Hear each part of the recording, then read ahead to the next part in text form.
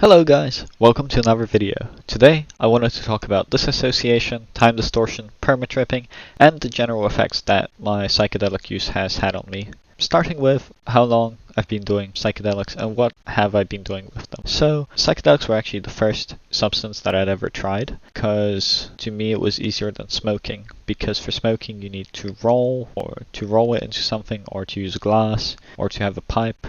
And I didn't have any of those, and I had no idea how to roll, but I had the little magical papers, so that's what I ended up taking. And it was one of the most life-changing and transformative experiences I had had in my whole life. It was the craziest I'd ever felt. It was the most intense I'd ever felt. It was the best I'd ever felt. I was just sitting in front of my computer playing video games, watching my hands melt off of the table and into the keyboard, and the game being so crazy and alive. Since then, I've been doing psychedelics for like 3 years, going on to a bit more I think, with majority of my use being early on in that time, like the first 2 years I would say. I've really slowed down quite a bit more now, mostly just do the funny mushroom, because when I do the paper my head hurts and my nose bleeds. I used to have it so that even thinking of paper, the substance, made my head hurt. It was kind of diabolical. Anyway, so around 3 years of doing them, with most of that being in the first 2, and I really did a lot more paper in the first 2, but I kind of just do the funny mushroom now, every once in a while. What psychedelics have I been doing? I kind of already mentioned this, mostly the funny mushroom and the paper. I did a lot more paper than I have done the mushroom, even up to now. I would say my total amount of paper done is probably around 50 squares, and the total amount of the funny mushroom I have eaten is around an ounce, about that, which are pretty substantial amounts. I feel like it's enough to where I experienced quite a lot of what those substances have to offer, and feel like I can talk about them with experience and extract value from that experience that I can then pass on to other people. Now, moving on to the effects that consistent and prolonged use had on me. Some examples of my prolonged use are tripping every day for a week. Also, doing paper about once every week or once every 2 weeks for quite a long time. I would say more than 6 months. Those are the main things that I'm going to talk about, having those effects on me. Because with my funny mushroom intake, it has really been a lot better spaced out, and I never did them repeatedly and for a long time, unlike I did with paper. But my paper use has had effects on me that were very, very noticeable when I was still doing it regularly.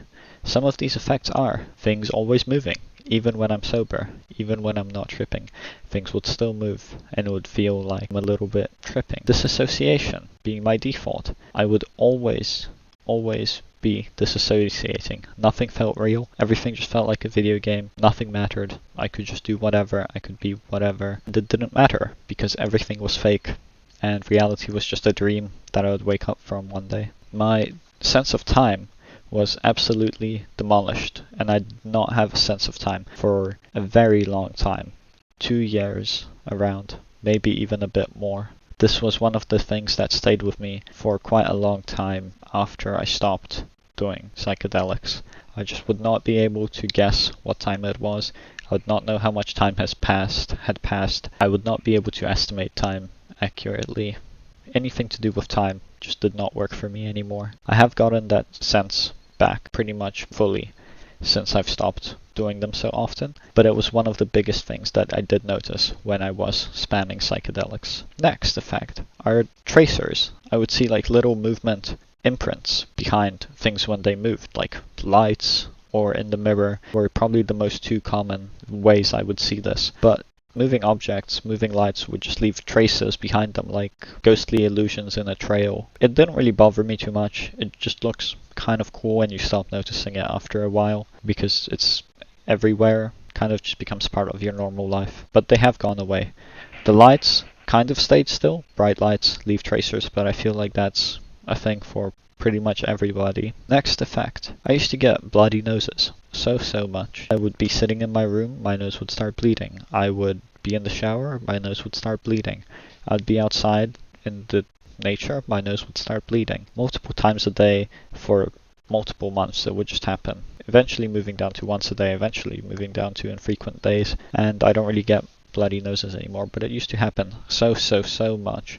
And it started happening right around as my psychedelic use peaked, and kept happening as I continued doing psychedelics at that similar pace. This was one of the first things that kind of showed me that perhaps paper can have an impact on your physical state, and it wasn't just a harmless substance that would never affect you physically and only mentally. Those bloody noses really made me think of it a bit differently, because it was very strange that they were happening.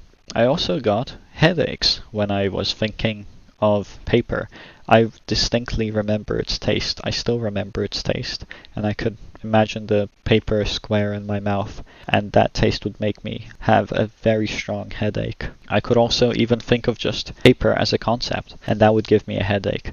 This was a big reason of why I stopped doing it, and why my use of it is so infrequent now, because I can only do it when I don't get a headache from thinking about it, or ingesting it, imagining ingesting it. And that's kind of how I know that I could potentially have another paper square and be okay. But I used to just do them anyway, because it was worth it, and I didn't really care about the headache or the bloody nose. Next effect. This is something that I still have to this day, but it's a little bit more manageable than it used to be, and that's seeing random things in objects that look similar to those things. For example, I have two animals. One is a white dog and the other one is a black cat. And whenever I see a white object that kind of resembles my dog, I always see it as my dog first, and then later as the object that it actually is. Same with black objects.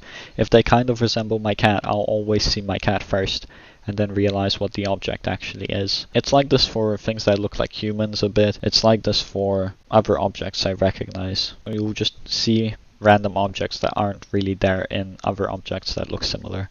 And I still have this to this day, but you just learn how to live with it, and it doesn't bother you, because you know those objects aren't real. The concept of permatripping as a whole is kind of true to a certain extent, because if you do enough psychedelics, you can memorize how they look and how they feel, and you can kind of use that memory to trip out. Or you might have hallucinogen persisting perception disorder, where your vision looks like you're tripping out. Not to the same intensity, but you've got the tracers, you've got the random colors, you've got moving things. To some extent, hallucinogen persistent perception disorder is something I could have potentially had when I was experiencing those similar visual distortions, but I don't believe mine were severe enough to be called that. So I think they were just side effects. However, with permatripping, you don't really get that mental state that you do on a trip. Or maybe the mental state that you get on a trip deteriorates with the amount of it that you do. I don't know. Thank you for watching. Goodbye.